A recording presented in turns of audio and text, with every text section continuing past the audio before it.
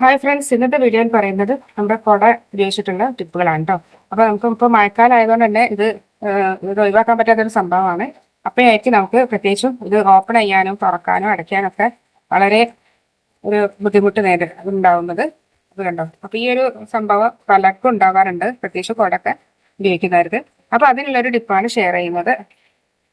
അപ്പോഴാണ് നമുക്ക് മെഴുകിന്റെ ഒരു ആവശ്യം വരുന്നത്. അപ്പൊ ഇതുപോലെ മെഴുക് ഒക്കെ ഉണ്ടെങ്കിൽ, ഇതുപോലെ ഒളിച്ചെറിഞ്ഞ മെഴുകിന്റെ ഒക്കെ ഒരു പീസ് ഉണ്ടെങ്കിൽ നമുക്കിതാ ഇതുപോലെ ഒരു കഷ്ണം പീസ് എടുക്കുക. അതിനുശേഷം ഈ ഒരു ജോയിന്റിലൊക്കെ നമുക്കിതാ ഇതുപോലെ ഒന്ന് ജസ്റ്റ് ഒന്ന് സ്ക്രാച്ച് ചെയ്ത് കൊടുക്കാം കേട്ടോ. ഇതുപോലെ എല്ലാ കുടയിലും ഇനി ലൂസ്, നമ്മുടെ ഈ ഒരു സംഭവം ലൂസ് ആണെങ്കിൽ കൂടി ജസ്റ്റ് ഇതൊന്നും ചെയ്ത് കൊടുക്കുകയാണെങ്കിൽ ഇത് ഒരിക്കലും ടൈറ്റ് ആവില്ല. നമ്മുടെ മഴക്കാലത്തൊക്കെ പ്രത്യേകിച്ച് ഇത് ടൈറ്റ് ആവാറുണ്ട്.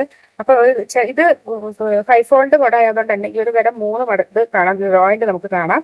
അപ്പൊ ഈ ഒരു ജോയിന്റിലൊക്കെ എല്ലാ ജോയിന്റിലും ഇതുപോലെ ഒന്ന് ജസ്റ്റ് ഒന്ന് മെഴുകുതിരി കൊണ്ടൊന്ന് സ്ക്രാച്ച് ചെയ്ത് കൊടുക്കുകയാണെങ്കിൽ കുറച്ചുകൂടെ ബെറ്റർ ആയിരിക്കും.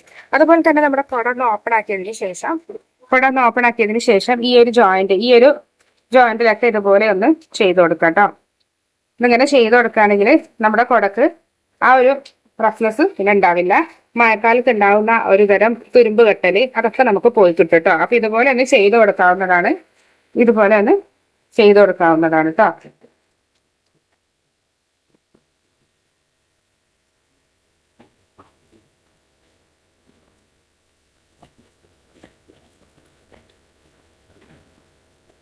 അതുപോലെ തന്നെ ചിലപ്പോൾ നമ്മുടെ കുടക്ക് ഇവിടെയൊക്കെ ഒരു ഓട്ടയാവാറുണ്ട്.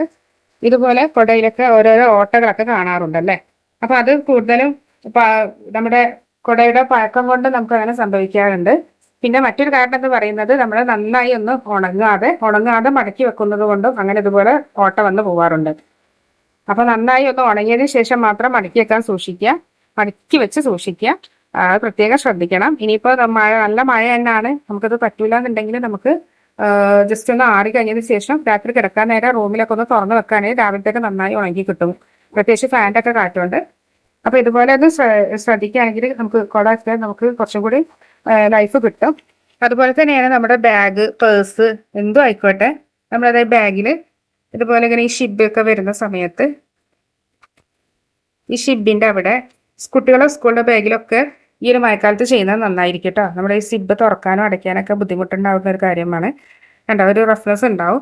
അപ്പം നമുക്ക് ഇതിൽ ഒരല്പം വാസ്ലിൻ പുരട്ടി കൊടുക്കുക. ഈ ഒരു സിബിന്റെ മുകളിലൂടെ ഒരല്പം വാസ്ലിൻ പുരട്ടി കൊടുക്കുക. ഒന്നെങ്കിൽ അത് ഓപ്ഷനായിട്ട്, അല്ലെങ്കിൽ നമുക്കിത് ഇതുപോലെ തന്നെ നമ്മുടെ മെഴുകുതിരിയുടെ ഈ ഒരു ഭാഗം നമുക്ക് നന്നായി ഇവിടെ ഒന്ന് സ്ക്രാച്ച് ചെയ്ത് കൊടുക്കാം കേട്ടോ.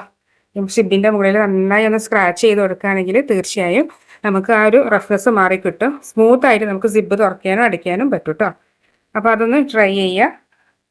ഇതുപോലെ സ്കൂൾ ബാഗിലും അതുപോലെ തന്നെ കിറ്റിലും പേഴ്സിലൊക്കെ ഇതുപോലെ ചെയ്ത് കൊടുക്കുകയാണെങ്കിൽ തീർച്ചയായും ഇത് നിങ്ങൾക്ക് ഉപകാരപ്പെടും. ടിപ്പൊക്കെ നിങ്ങൾക്ക് ഇഷ്ടമായി എന്ന് കരുതുന്നു. ഇതുപോലെ മറ്റു ടിപ്പുകളുമായി വീണ്ടും നമുക്ക് കാണാം.